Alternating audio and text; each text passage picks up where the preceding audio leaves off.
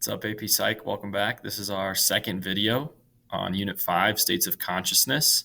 And this video is going to focus on dreams.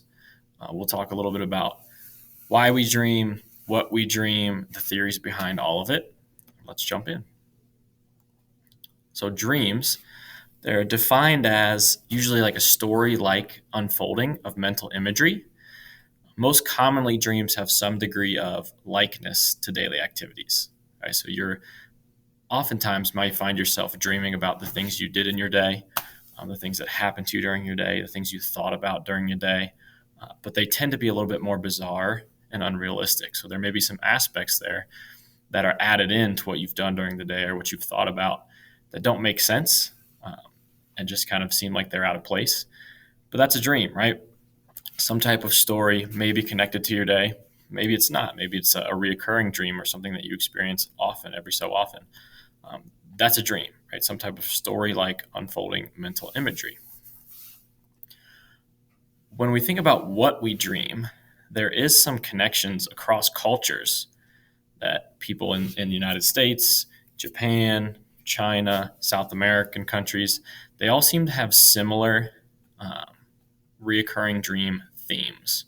Right? So here are some common themes in your dreams and in the dreams of people all around the world.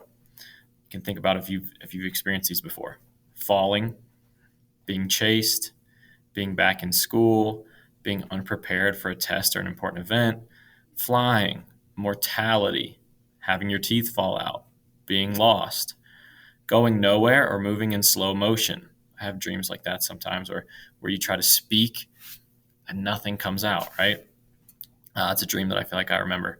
Being late for or missing a bus or train or a plane, being paralyzed or unable to speak. So these are all very common dreams, not just in the United States, but across cultures of the world. And that's how we know human beings have similar themes and similar dreams. And have you ever had a recurring dream? Some people believe that recurring dreams tell us something about the stressors in our lives or issues that may be in our unconscious mind, if you want to go the Freud route. So these are all topics that we dream about. Like I said, not just in the United States, but across cultures of the world. And that kind of links us together in a shared humanity. In addition to that, there were 1,000 Psychology Today readers who responded to a survey asking about their dreams and dream habits.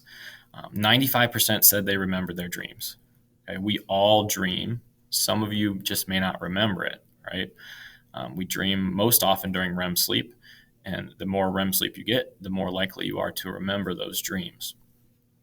39% said they could control their dreams. That's a concept called lucid dreaming, where you recognize that you're in a dream, and then you can take control of it without waking up. And I'm sure some of us maybe have experienced this before, where you realize you're in a dream, but then you wake up.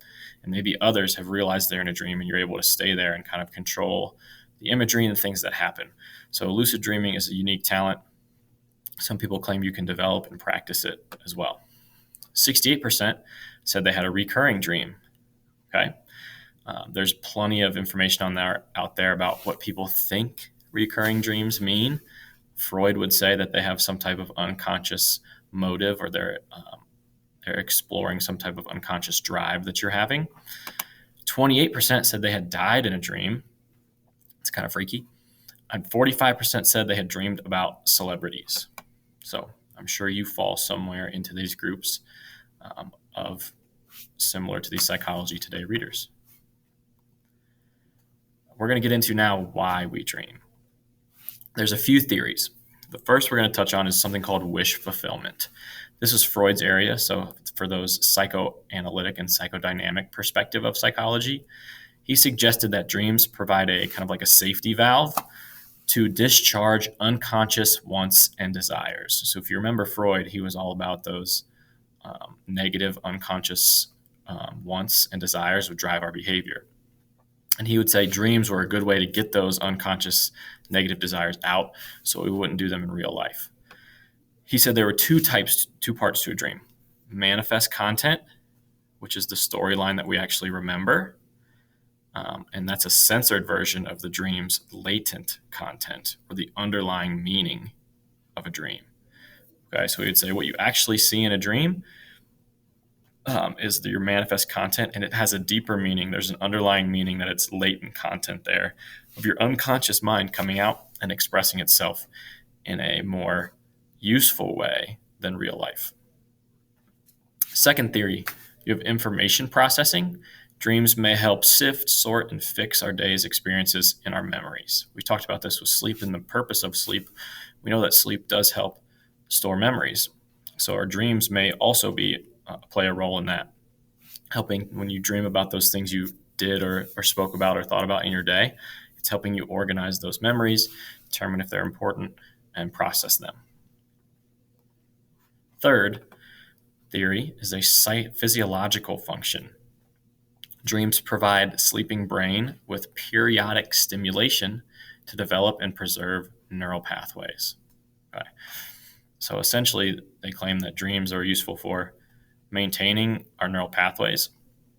When we talked about long-term potentiation and making connections between our neural pathways and our neurons becoming faster and quicker, this is the idea that sleeping and dreaming helps preserve those pathways so they don't die away while we're asleep. The kind of like the argument behind this would be the fact that newborns, their neural networks are very, very fast developing. They're going through new experiences every day that they need to, and then they're connecting neurons more and more every day. And therefore, they need more sleep so that those connections can strengthen and be maintained, right? Newborns sleep anywhere from 12 to 17 hours a day. And the argument is they're strengthening those neural pathways, that physiological function of the brain. Number 4 is the activation synthesis theory. This suggests that in the brain, it engages in a lot of neural activity that's random while you're sleeping. Okay, remember those EEGs of the different stages of sleep and the brain waves and how active they are? Well, we know in REM sleep, those brain waves jump, right? Because we're dreaming and we're back to almost a wakefulness status. This theory claims that dreams make sense of this activity, that those bursts in brain activity don't actually mean anything, but remember, the brain likes to make sense of these things. So the dreams are the brain's interpretation of its own random neural firing. Okay? And maybe that's why in your dream you are riding a flying horse being chased by a dragon, right? Because your brain is shooting off these random neural firings and it's trying to make sense of it through your dreams. So in essence, the activation synthesis theory says your dreams don't mean anything. They're just interpreting the random neural firing in your brain. Our final theory of why we dream is cognitive development. Some researchers argue that we dream as a part of the brain and its maturation process and its cognitive development.